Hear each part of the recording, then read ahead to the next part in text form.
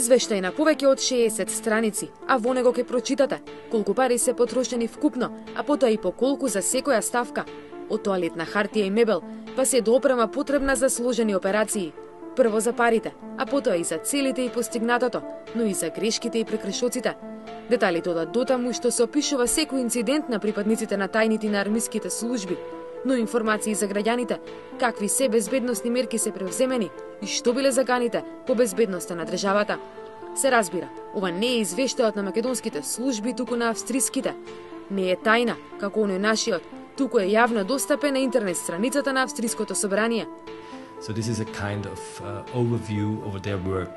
So what do they think about Islamic terrorists? What do they think about right-wing extremists, about the left spectrum of the country, about, I don't know, animal rights activists, about espionage acts of North Korean agents living in Vienna, things like this.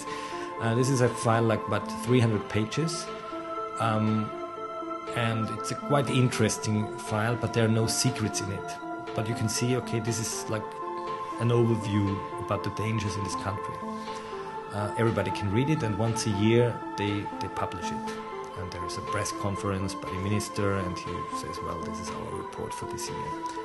Националната безбедност е највисок државен интерес и за Австрија, но исто толку се високи стандардите и за отчетност пред граѓаните. И австриските пратеници кои ги контролираат службите се заколнати на молчење, но не може се да биде тајна. Кај нас пак се е доверливо и комплетно непознато кога станува збор за работата на тајните служби. Извештаите се доставуваат до собранието, но увид во нив нема никој освен пратениците кои се дел од комисиите за надзор. Ако одиме теоретски, контролата може да се каже дека е во основа пропишана адекватно. Но суштински мислам дека отсуствуваат се уште механизми кои што би требале да бидат применливи адхок и не би требале да зависат од волјата или политичката одлука на раководството на било која од службите кои што се предмет на обсервација на комисијата. Заменик председателот на комисијата за надзор на УБК и Агенцијата за разузнавање Иван Величковски го видел извештајот, но и тој, како и председателот на комисијата за следење на посебните истражни мерки како прислушувањето, Тито Петковски, не може да гарантира дали службите ги злоупотребуваат своите должности. Ние се обративме писмено, говорам за еден практичен пример кој што собранието го примени.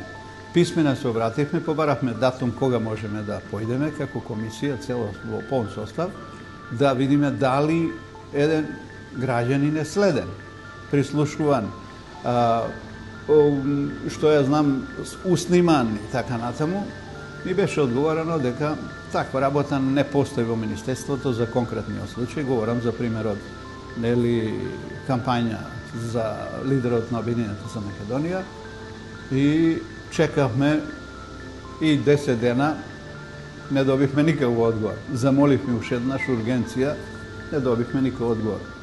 Преку медиумите добивме некоја порака од министерката, ако сакате ви ставиме на располагање све што сметате дека треба да видите, ама во врска со конкретниот случај не постои никаков аргумент, доказ кој комисијата треба да го види. Па ние не сакаме да појдеме да ја видиме министерката или зградата на министерството, сакаме да видиме конкретно врз основа на кои аргументи покрената е кривична постапка и осуден. А што ако се праша за парите? Кој колку троши и на што троши? Буџетот на полицијата и на УБК секоја година расте. Фрапантните 25 милиони кои ги добија во 2009-та, од тогаш наваму постојано се зголемуваат, а отчет, реален отчет, нема. За мене е тоа најголема загадка. Мислам дека и за граѓаните. Можеме само да претпоставиме, но никој нема докази за што се трошат парите. Баре еднаш да информираат дека толку многу пари издвоиле, да речеме, за некоја опрема. Како изгледаат извештаите? Штуро, дека се направени такви акции, такви активности, некоја опрема која што неколку пати се провлекува во извештаите дека е веќе набавена. А може парламентарците да одат и да видат дали е таму таа опрема, дали постои? Па не дозволува. Тоа не се случи никогаш. Еве и поранешните.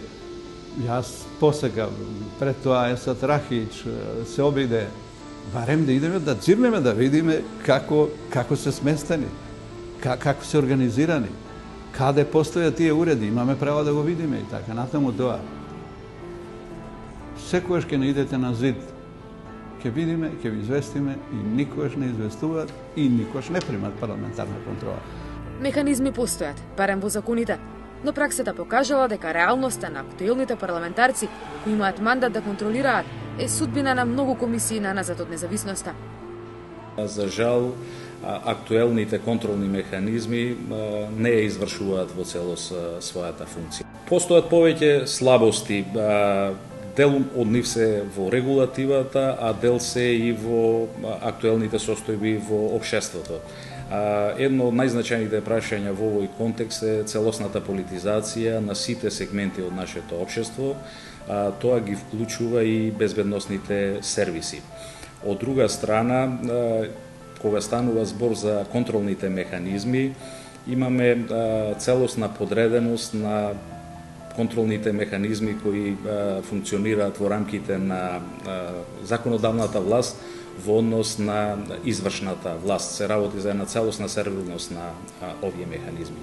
И третиот фактор кој што значајно влијае на ефективната контрола на безбедносните сервиси, тоа е недостатокот на политичка волја на луѓето кои што функционираат во рамки на овие контролни механизми, за кои што партиската агенда е на прво место пред државните интереси.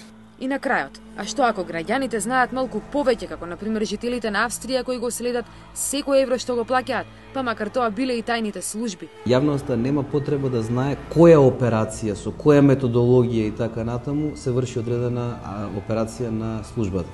Но јавноста може да има право на знаење за тоа колку операции се спроведувани, ефектот, судски епилог и така натаму и така натаму. Ова е прашање на кое демократското општество и демократските институции, вклучително и политичките партии низ консензус, мора да го утврдат и да одат чекор напред. Кои се државните приоритети? Како се трошат буџетските пари? Што е постигнато, а што е промашено? Или дали храниме армија разузнавачи за нивните лични партиски интереси или пак за државните? За сега гледаме големата слика, а тоа е огромната моќ акумулирана во полицијата и контраразузнавањето. Но деталите, оние важните за јавноста, се уште ќе бидат тајна, дури и за оние кон кои службите имаат обврска за отчет.